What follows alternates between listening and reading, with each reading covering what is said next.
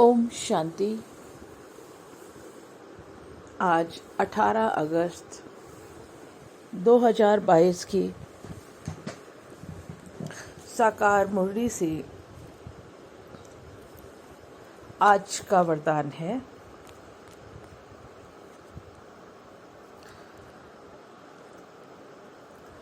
बेफिक्र बादशाह की स्थिति में रह वायुमंडल पर अपना प्रभाव डालने वाले मास्टर रचयिता भव। जैसे बाप को इतना बड़ा परिवार है, फिर भी बेफिक्र बादशाह है। सब कुछ जानते हुए, देखते हुए बेफिक्र ऐसे फॉलो फादर करो। वायुमंडल पर अपना प्रभाव डालो।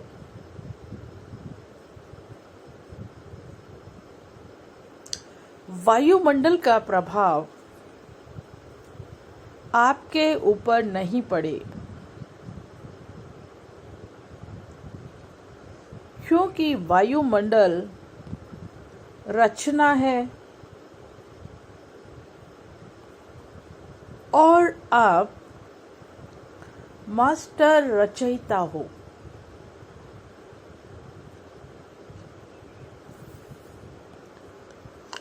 रचता का रचना के ऊपर प्रभाव हो।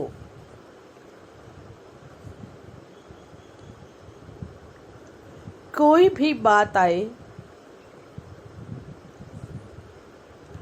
तो याद करो कि मैं विजयी आत्मा हूं। इससे सदा बेफिक्र रहेंगे, घबराएंगे नहीं।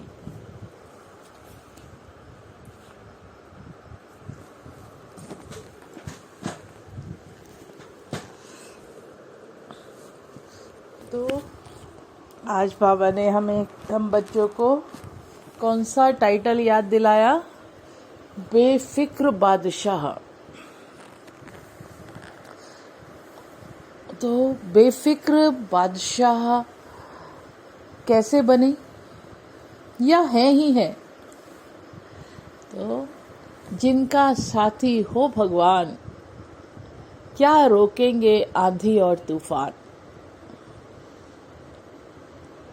जब भगवान ही स्वयं साथी बन जाए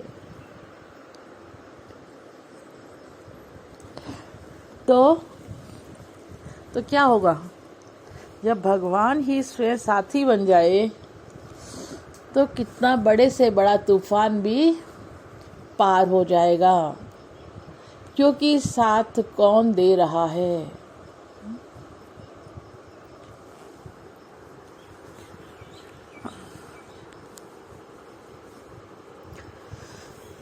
तो बाबा ने हमारा एक टाइटल दिया है, तुम बेफिक्र बादशाह हो।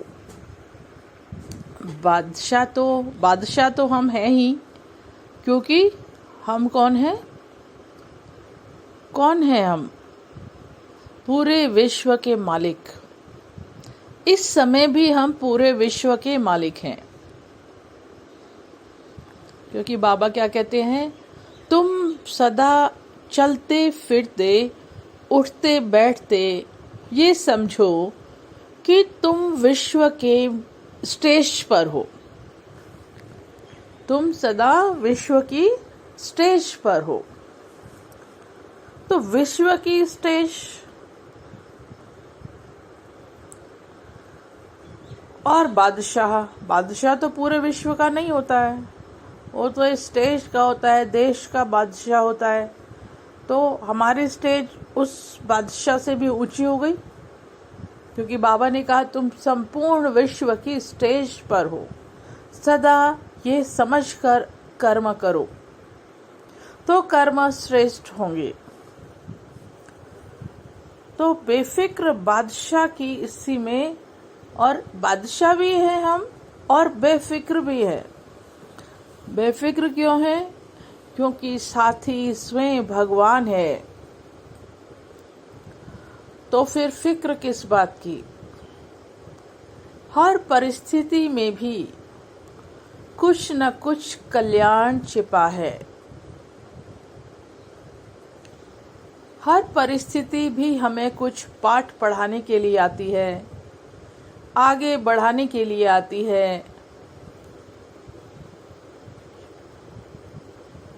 तो इसलिए परिस्थिति से बाबा कहते हैं घबराना नहीं है।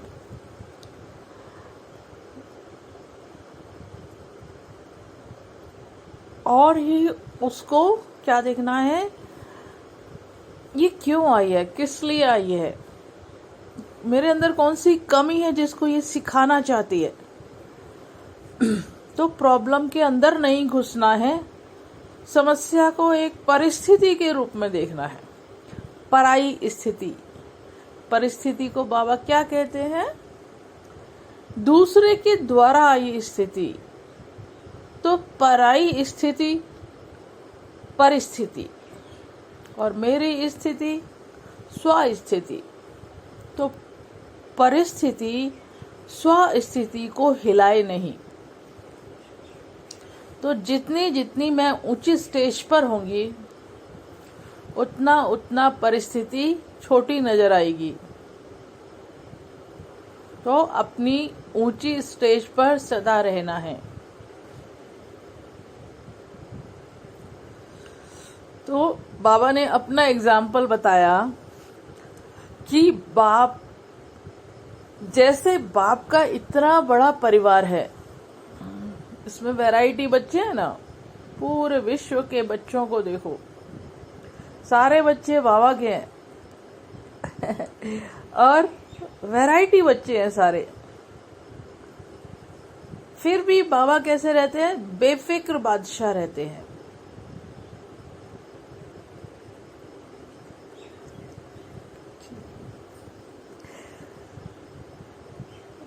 तो जैसे बाप का इतना बड़ा परिवार है, फिर भी बाबा बेफिक्र बादशाह है। सब कुछ जानते हुए, देखते हुए बेफिक्र बाबा सबको बाबा सब कुछ देखते हैं, क्या हो रहा है, कहाँ हो रहा है, बच्चे क्या कर रहे हैं, कैसे चल रहे हैं। लेकिन फिर भी बाबा बेफिक्र रहते हैं।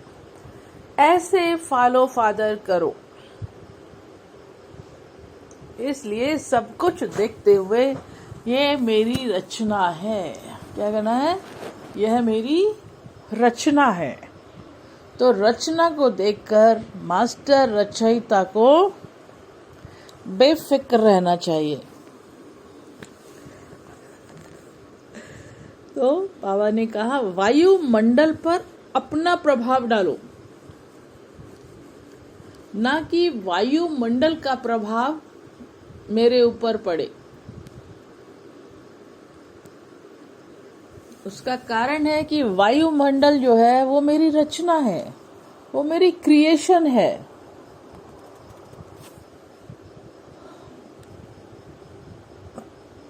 और हम हैं मास्टर रचयिता, माता पिता। जैसे माता पिता और बच्चे का रिलेशन होता है ना, ऐसे तो बच्चा माँ बाप पर प्रभाव डालेगा या माँ बाप का प्रभाव बच्चे पर पड़ना चाहिए।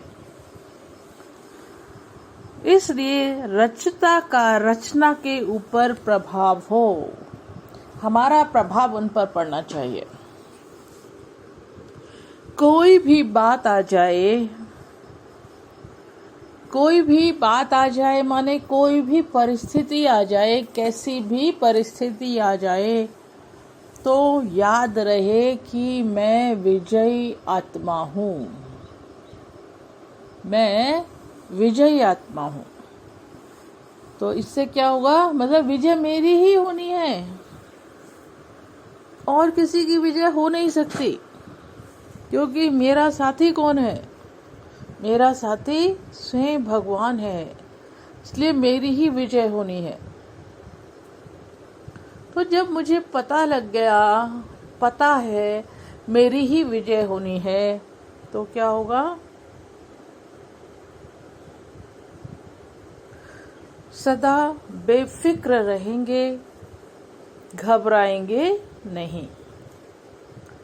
तो बेफिक्र बादशाह की स्थिति में सदा रहना है और वायुमंडल पर अपना प्रभाव डालना है। तो क्या बनेंगे हम? मास्टर रचयिता। ओम शांति।